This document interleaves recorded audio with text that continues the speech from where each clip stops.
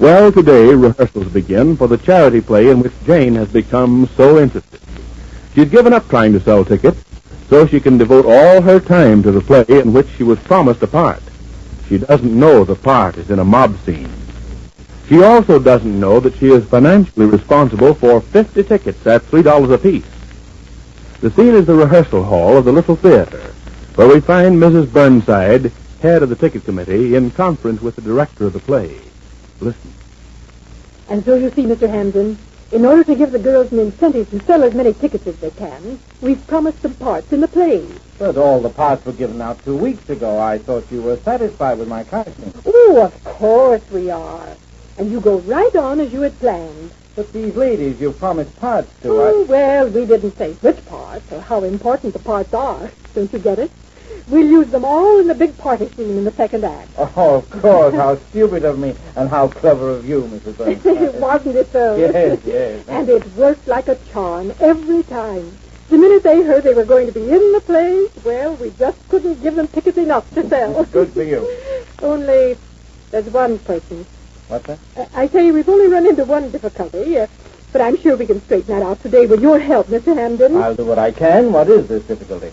Well, one lady insists on coming to rehearsal today. Oh, I see. All the others I've told we'd notify when we wanted them. I thought we'd wait till we had the play well rehearsed and then work them all into that big scene together, say, a day or so before the play is presented. Yes, of course, but what about this one lady? Well, she's coming to rehearsal today. She insists on trying out for a part.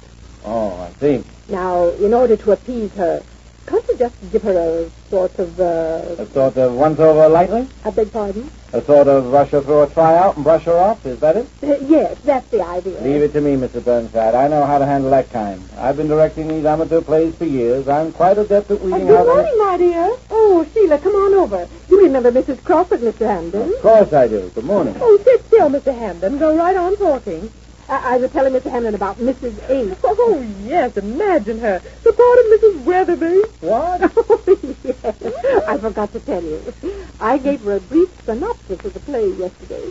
And when I'd finished, she somehow or other got the idea that she was to play Mrs. Weatherby. Good heavens, no. Yes. Oh, there you are, you. Hello, Mrs. Burnside. Hello, Mrs. Crawford. Mrs. Ace, my dear, good morning. Good morning. My, you're bright and early. Yes, I was just saying to Mr. Ace, I said I had to be here bright and early this morning, and he said if I got here early, that would be enough. Oh, really?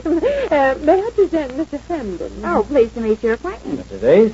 Mr. Hamden is our director. Oh, pleased to meet your acquaintance. Thank you. Now, sit down, my dear. The girls will be here soon. Oh, I can't sit down. I'm so excited about the play. Do you know, I've been thinking about it all night. I even dreamed about it. And do you know, in my dream, I got 24 big bouquets of flowers after the show. Oh, really? Yes. Well, my dear, I hate to discourage you, but they do say that dreams are always the opposite. Opposite? You mean 42 bouquets instead of 24? What? Oh, come now, Mrs. Ace. That's quite a number of bouquets.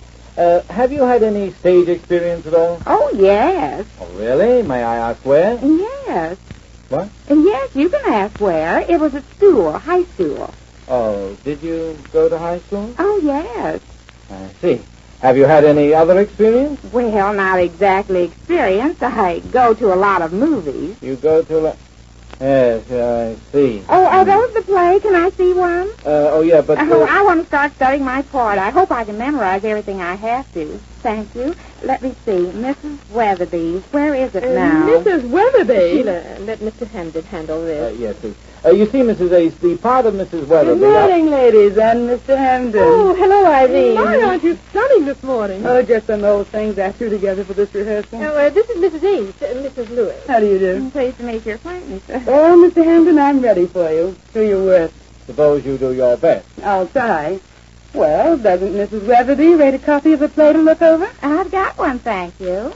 What? I've got one. I was just reading this first page. I've sure got a long speech to say here. You? Yes, see, Mrs. Weatherby is discovered before her makeup table, lifelessly combing her hair. That's listlessly, Mrs. Ace. Oh, yes, listlessly Just a combing... moment. That's my part you're reading, Mrs. Ace. What part? Mrs. Weatherby, of course. Oh, no, I'm the one What that's... is this? Irene, just a minute, please. What is she talking about? I'm talking about Mrs. Weatherby. I'll thank you not to talk about Mrs. Weatherby. Well, I didn't say anything bad about her. Irene, if you'll only calm Am down. I playing this part or am I not? Mrs. Lewis, if If I I'm willing to give my time to this play, I'm giving my time, too. I'm saying Mrs. Weatherby. Well, I hate to get sarcastic, but oh, yes? Irene, may I speak to you a moment, alone? Well, what does she mean? Come on. Now, suppose we stroll down towards the stage. I have something to tell you. Well, I should hope so. I was never so mortified in all my life. Well, I hope somebody tells her. I guess she doesn't understand about the tryouts.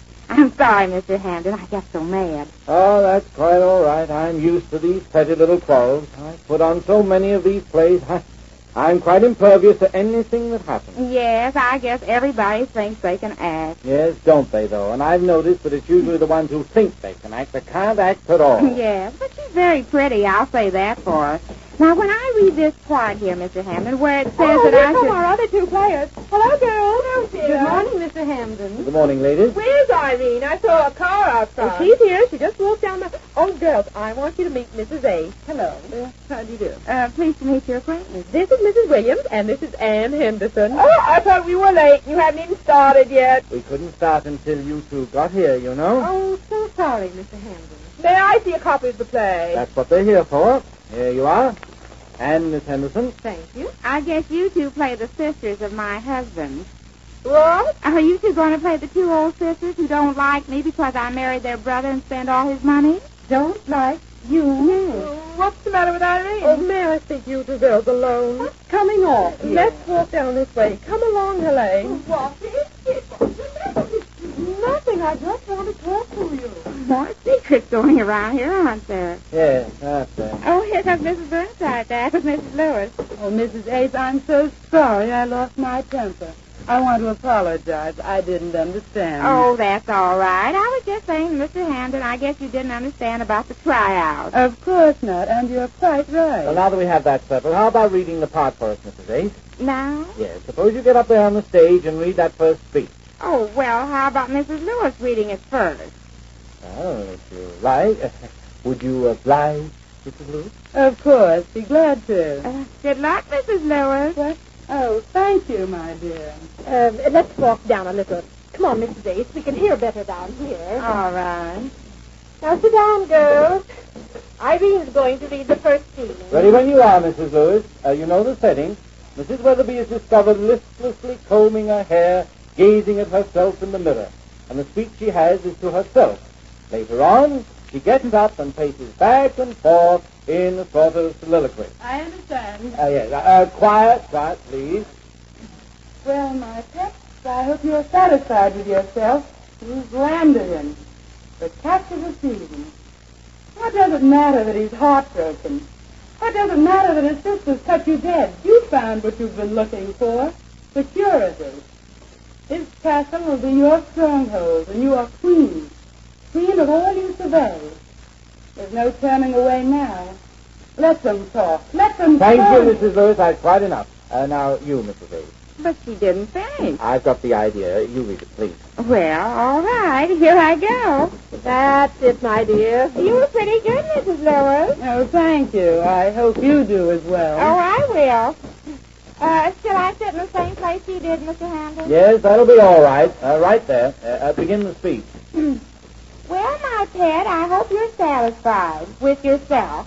You've landed him the catch of the season. What does it matter that he's housebroken? What does it matter if his sisters cut your head? You found what you've been looking for, security. His castle will be your stranglehold, and you are queen of all you survey. There is no turning away now. Cross is right. Let them talk. Let them talk. Mrs. Ace, cross is right. Is a stage direction. What? You read a stage direction there. Cross is right. Oh, I wondered what that meant. You don't have to read that, huh? No, I don't think it's advisable. Oh, well, I'll start over again then. No, that won't be necessary, Mrs. Ace. You better tell her she's no good. Leave it to me, Mrs. Ace. What did you say? I say that's quite all right. I get the idea. Well, which was best? Well, Mrs. Ace, comparisons are odious.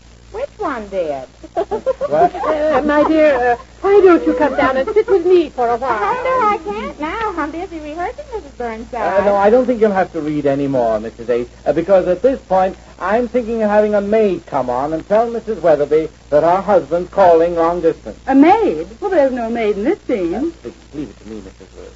I'm writing in a maid at this point. But it doesn't make sense. It's such a beautiful scene as it is. Please, I was given to understand that my direction was final. And of course it is, Mr. Hampton. Thank you, Mrs. Burnside.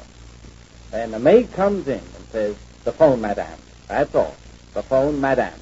Will you try that, please, Mrs. Ace? What? A maid enters center and says, "The phone, madame."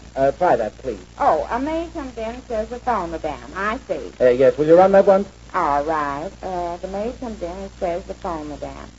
For me, Marie? What was that? I said for me, Marie. I didn't say anything like that. No, but after the maid tells me there's a phone call, I say for me, Marie, see? No, Mrs. Ace, I don't think you understand. I want you to read the line of the maid. Oh, you want me to read... Me, a maid? Very fine casting, Mr. Hampton. She'll fit the part perfectly. Just a minute. I heard that last remark. Really? Yes, and if you ask me, I think you fit the part perfectly. Me?